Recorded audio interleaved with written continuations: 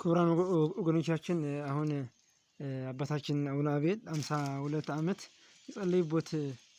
የጸለዩበት ትልቅ ዋሻ አለ። እሱ ዋሻ አብረን እንጎበኛለን። አብራችን ቆዩ። አሁን በአንዲት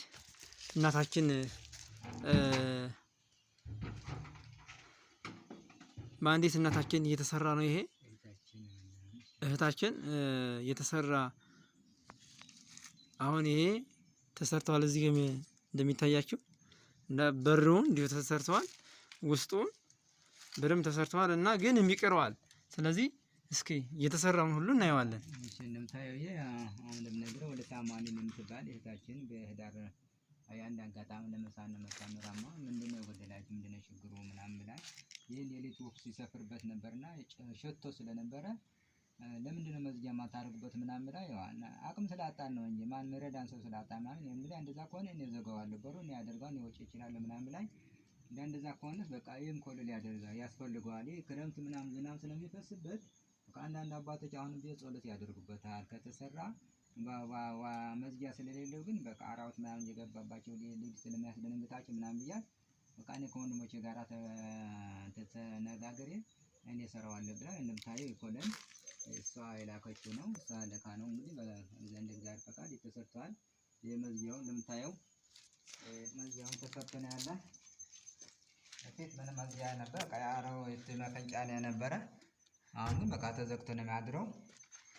አሁን ይሄም እንደምታየው ጥጉ ፊት ምንም ነገር ድንጋይ ብቻ ነው የነበረ። አሁን ክፍት ነበር አይደል? ምናምን እንደማያስፈልጋ ደስ እንዲላቸው ስለ ምናምን ለተፈልበለ ሲሚንቶ መትተን ልሾ አድርገን እንደገና ቀለም ቀብተነዋል። ይሄም ነበር እንትን የነበረ ይሄም ራሱ ጠርገውና አሁን የቀረው ምንድነው ይሄንን የጸበሉ ረህድ ይመስለኛል። እርጥበት ምናምን ሽታ ነገር ይሰማል። ይሄንን ከተቻለ ያቺ ልሾ ማድረግ ያስፈልጋል።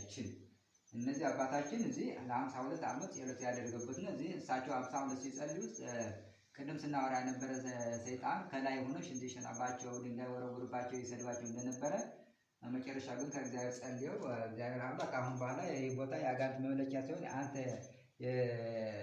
ስም የምጠራበት እግዚአብሔር የሚመለክበት ፈውስ ምሕረት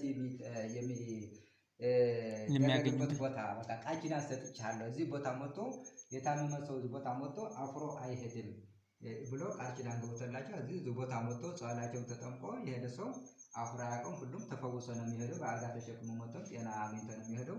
ይሄን አሁን እንደምታየው ግን አንድ እህታችን ወለተ አሞን የምትባል ያው ወለተ አሞን ራስሽም ከደረሰችም ያውታዊ ይሆናል።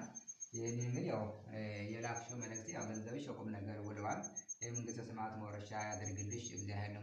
ገንዘብሽን ያብዛልሽ። ሁሉ ጊዜ እየሰጠሽ ኑሪ። እግዚአብሔር የሚሰጠው ገንዘብ አሳጥሽ ነው የምንለው። ያው አንቺ እንደዚህ ብታደርጊ እኛ ግን ያው አንዴ የጎደለ ቢኖርም የቀለ ምናምን እኛን አሟልተን የእጅ ሰራተኛ ምናምን ያው የራሳችን ተጨማሪ አድርገን ያንቺ ግን የሲሚንቶን እና የዚህ መዝጊያ የቴንድ ነው ያንቺ ነው። በተረፈ ግን የሙያተኛ የቀለ ምናምን ግን እኛ ተጨማሪ ምስጥም አለው አይደል? አዎ ታችኛው ልሽ ስላልሆነ ያው ምስጥ ቦታ አለበት። በጣም ምስጣም ነው ቦታው። ታቹ ልሽ አልሆነም። አሁን ታቹ ልሽ ከሆነ አባታችሁ ለጸሎት ያው ቦታው እርጥበትም አለበት። እርጥበታው ጸበል ነው ከመቃወራቸው ከላብ ስለሚወጣ ውስጥ በዛ አድርጎ ስለሚያልፈው ይሄ እርጥበት ምልክት ያሳያል ማለት ነው። ስለዚህ ያለው አማራጭ ምንድነው? እርጥበትን ለማጥፋት ልሾ ማድረግ ነው። አሁን የምታየው አሁን ቀደም ጠቁሯል። ጎኝ ሁሉ ያየው ነበር። ወደ ታማያ ራሳ አይታዋለች።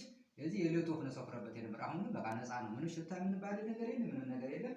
ሁሉ ነገር ነፃ ሆነ ያለውና ስለዚህ ወደ ታማያን ገንዘብሽን ያውቁም ነገር እንደዋለ ያው ለማሳየት ያክል ነው። ያላያችሁትም ለወለተ አማኑኤል ስላድህንና መጋረጃ ያስፈልገዋል። እንዲሁም ልሾ ከዛ እቺ ደግሞ ልሾ ከተደረገ ሙሉ በሙሉ በቃ ሽታ ምናምን ያው